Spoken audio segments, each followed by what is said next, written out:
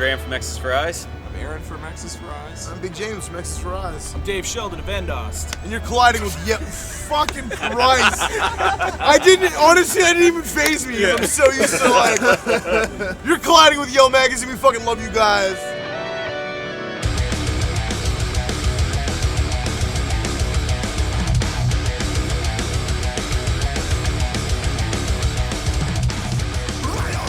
So for our audience, can you tell us about Exes for Eyes? How it came together, the sound, and stuff like that. Exes for Eyes is a relatively new band. I mean, relatively new. We've been around since 2010. Yeah. But we've only started really touring heavily in the last 2 years.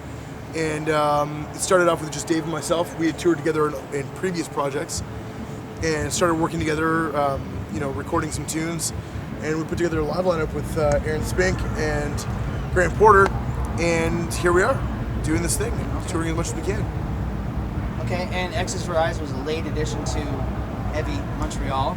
Yes. How stoked were you to get the word? We were pretty stoked, man. Yeah. Getting the phone call. We heard some bands that dropped off, and we got a phone call inviting us to play. Pretty awesome. Absolutely. We weren't doing anything this weekend, so this is all right. Absolutely, we'll come and play your festival. Were you planning on coming here anyways, or? I'm local to Montreal. These guys all live in Toronto. Okay. But I was probably going to be here no matter what. But it just turned out awesome because now I got all the perks of being an artist. Would rather play it than not play it. Totally. Absolutely. Well, with just learning that one is local to Montreal and 3 others are from Toronto, how difficult is it to collaborate? It can be trying at times. Having my own studio in Toronto and having the ability to record all of our own stuff and send James mixes, it's the times, right? Even the biggest bands in the world don't live in the same cities. Right. And they just send ideas back and forth. That's how you write.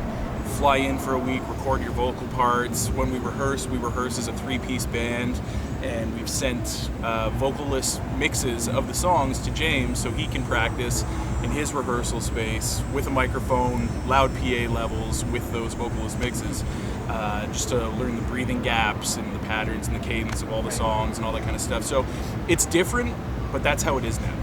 Yeah. And you can talk to any band playing here, and I can almost guarantee that 75% of them are doing it the exact same way. Yeah, they don't live in the same city. I mean, honestly, starting to get into this heavily, I spoke with we have a friend, Bjorn Strid from Soilwork.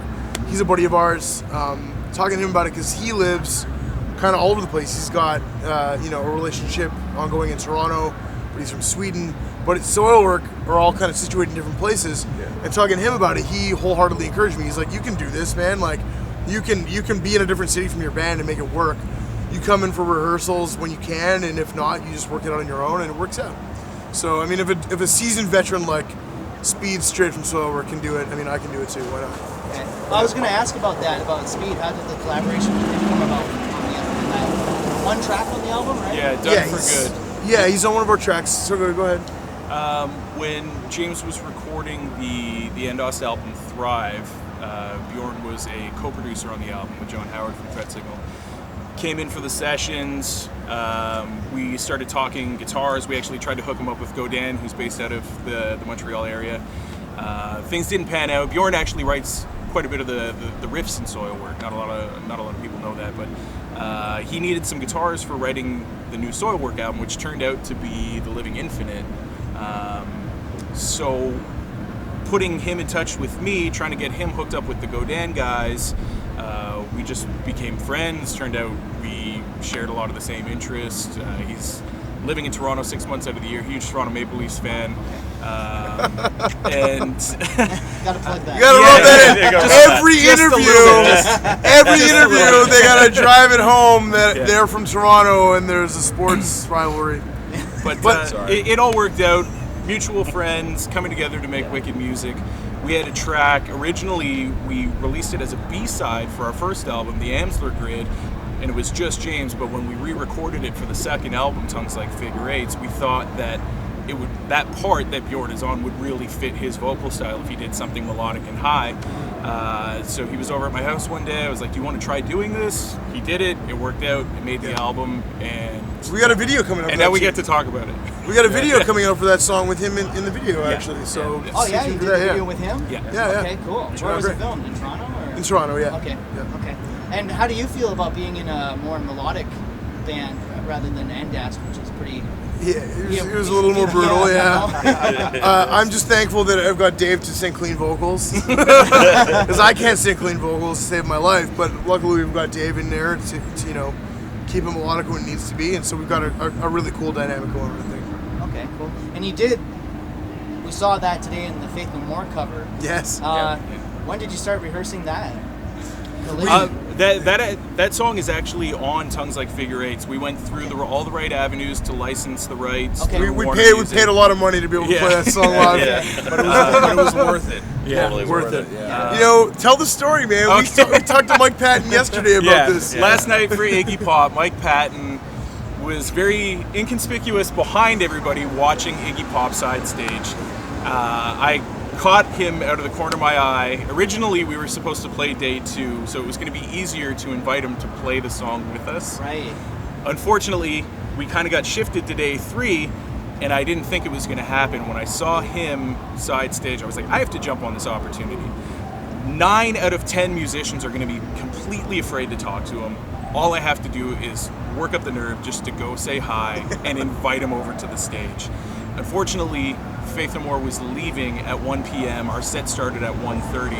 I did invite him. I told him the invitation was open. If his bus ended up leaving later, he said, "Good luck, kill it, do the song justice." He was actually really surprised that we Do the face he did when you told him. He was like, we actually play Collision in our set. he's, Really? Wow. Complete disdain. And disgust. you know what? He probably doesn't enjoy the song. I don't want to toot my own horn, but I think we do it justice. I think we I do that think we song do. justice. Oh God. Yeah, because album of the year is like their least favorite album among the band members. Really? Is that a Yeah. fact? I didn't It's know my that. favorite. It's my They favorite hate it. record too, Yeah. man. They That's hate super it. funny. Yeah. Yeah. I didn't know that. That's fascinating. Yeah.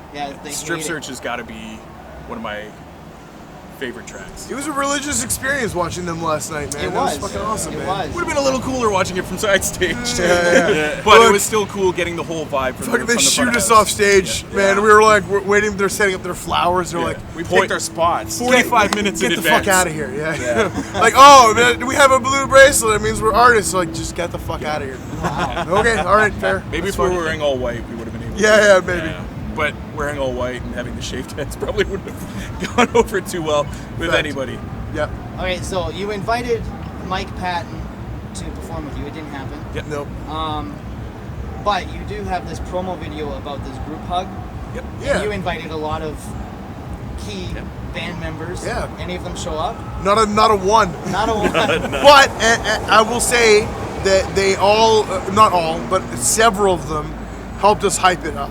Okay. So, scheduling conflicts like Jamie Jasta reached out to us, or reached out to Dave, I should say. And, he was like, listen, man, I would love to take part. I've got 7 podcasts to do today. I've got interviews of my own. I got a performance. He's just busy all day. I mean, each podcast is, at least an hour long. So he's like 7 hours of podcasts he's got to do today with other artists that are here.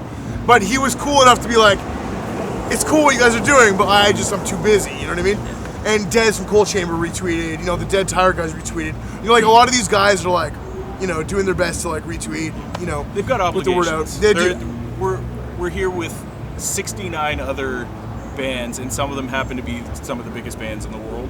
Yeah. So to expect that they just be able to drop everything that they're doing and come hug us for 5 seconds and then fuck off, it's it's a little. But cool that they helped type it up, and it really made a difference because there was a lot of people I think at our stage this morning. Probably a bigger turnout than we were expecting. Yeah, at 1:30 on a side stage at a festival On a this size. Sunday. On the third day. On a Sunday, yeah, the third day of a festival, yeah. Yeah.